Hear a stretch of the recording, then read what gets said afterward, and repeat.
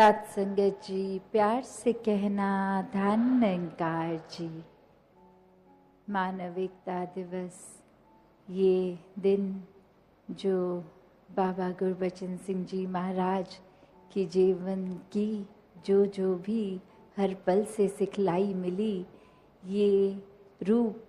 आज अगर हम देखें तो उस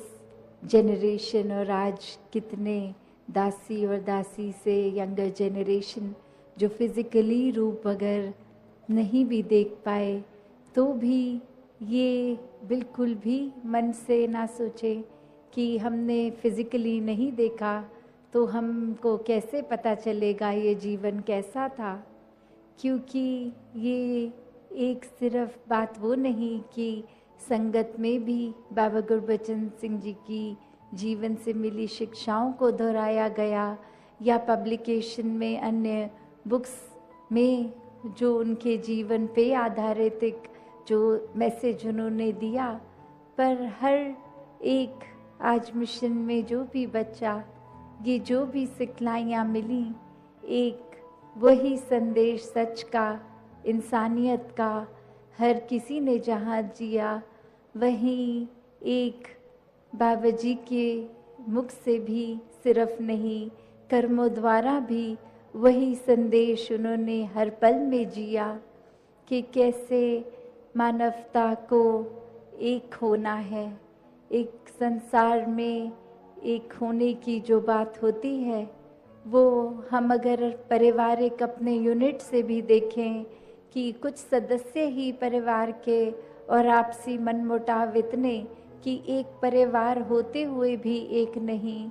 तो पूरे मानव संसार के एक होना, ये जो एक कईयों को तो ये लगेगा कि ये तो कल्पना की बात है, ये तो हो ही नहीं सकता। उस संदेश को सच कर दिखाया कि वाकई ही एक मानवता है तो एक निराकार परमात्मा के ही अंश सब में, कोई ऊंचा नीचा नहीं, कोई मनमुटाव किसी बात से एक अगर है तो उसको कैसे दूर किया जा सकता है, और कोई भी एक अन्य सामाजिक दृष्टि से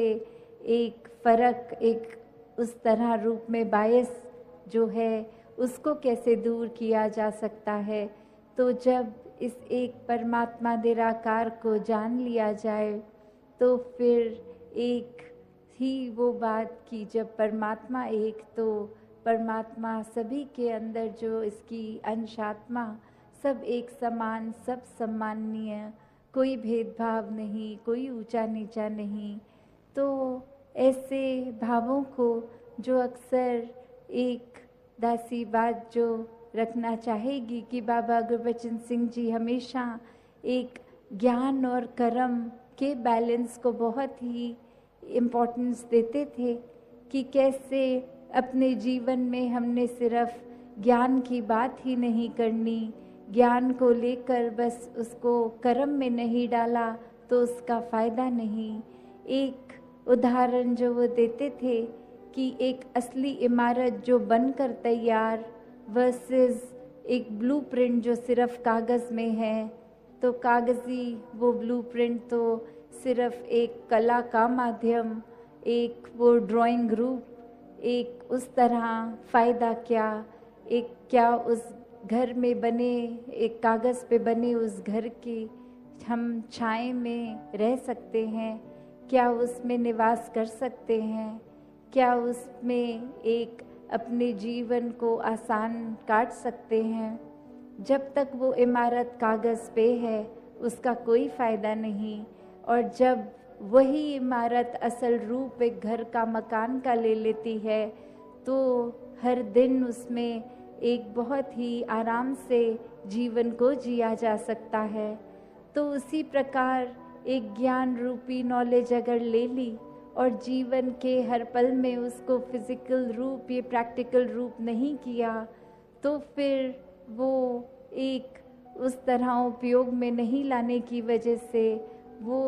एक हमारे फ़ायदे के लिए नहीं है। और वो ही जब ज्ञान का आसरा लेके मन में उसको बसा के कर्मों में प्रैक्टिकल किया तो उसका फ़ायदा एक जीते जी हम कितना उसका लाभ ले सकते हैं, अपने लिए भी औरों के लिए भी। तो ऐसे जहाँ एक बात आज सोशल मैसेज की भी सबने ही महापुरुषों ने दी स्टेज से कि एक आज भी जो रेलेवेंस है, और उस समय जब इतने साल पहले की बात करें तो जहाँ वुमेन एम्पावरमेंट, इक्वालिटी, एक सामाजिक कितने ही और एक रूप जो एक उस समय कुछ इस तरह किए जाते थे,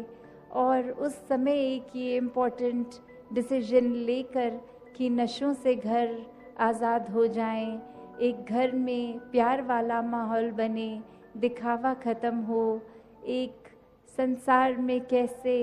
एक कम आर्थिक अगर कैपेबिलिटी भी, एक फाइनेंशियल स्टैंडिंग ठीक नहीं भी है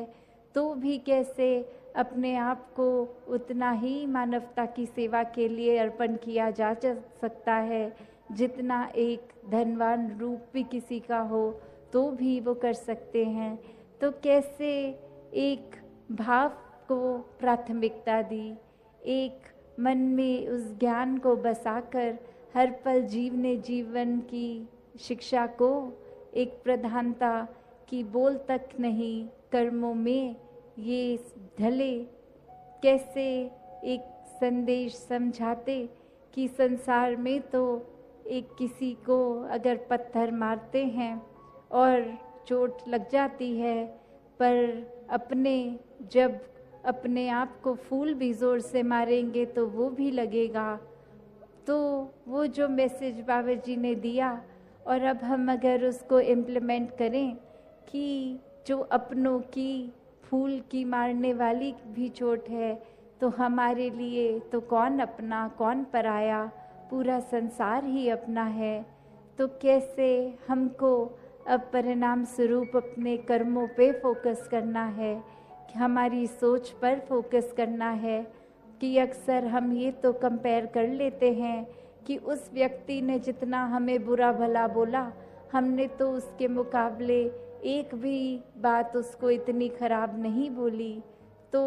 बात तो वही कि दूसरे ने अगर हमें ज़ोर से इतना मारा पत्थर तो हमने उसकी तुलना तो उसको फूल ही मारा। तो बात तो वही, मारा उसने भी, मारा हमने भी। तो एक हमें यहाँ अपने आप को इंट्रोस्पेक्ट करना है, एक अपने अंदर सोचना है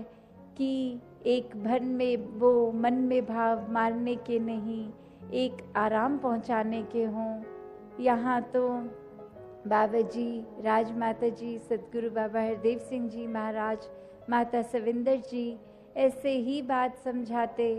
कि अपने जीवन में हमें एक दूसरों की ओर नहीं, अपनी ओर देखना है, अपने कर्मों को सुधार करना है, दूसरों के ऊपर टिप्पणी नहीं, एक फोकस अपना बने कि ये जो जीवन है हमें उसको कैसे जीना है, ये स्पिरिचुअलिटी को कैसे फोकस बनाकर जिएं, और ये उतराइयाँ चढ़ाइयाँ हो भी तो कैसे ज्ञान रूपी ये जो हमें एक खजाना मिला है इसको प्रयोग करके हर स्थिति में कैसे भक्ति मेंटेन करते हुए, आनंद मेंटेन करते हुए जीवन को जी सके। तो दासी और समय नहीं लेगी, सबने आज रक्तदान भी इतना सुबह से जो कर रहे हैं और इतने घंटों से फिर कुछ उसके बाद खाया पिया भी नहीं होगा। तो बात सिर्फ वो नहीं कि जो रक्त फिजिकली दे सके, एक कुछ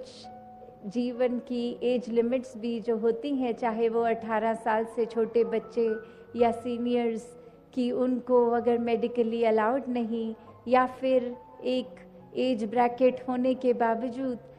शरीर में कोई एनीमिक या कोई और वजह से भी हो सकता है कि मन में भाव तो पूरा ब्लड डोनेशन का, पर वो शरीर की एक पाबंदी की नहीं दे पाए, तो उसमें भी किसी ने एक बुरा नहीं महसूस करना है कि भाव सभी का योगदान का तो रहा है। एक सबब अगर ऐसा है तो उसमें दिल को छोटा नहीं करना। ये सेवाएं तो हर समय चलती जाएंगी और अपना हर दिन ही सेवाओं में, अगर एक तरह की सेवा को कोई रिस्ट्रिक्शन है जो एक हेल्थ रीज़न से नहीं कर पाए, तो अन्य दूसरी तरह कंट्रीब्यूट किया जा सकता है। तो इस तरह के भावों से हम सभी ने युक्त होकर अपने जीवन को आगे बढ़ाना है। सत्संगत जी, धन निरंकार।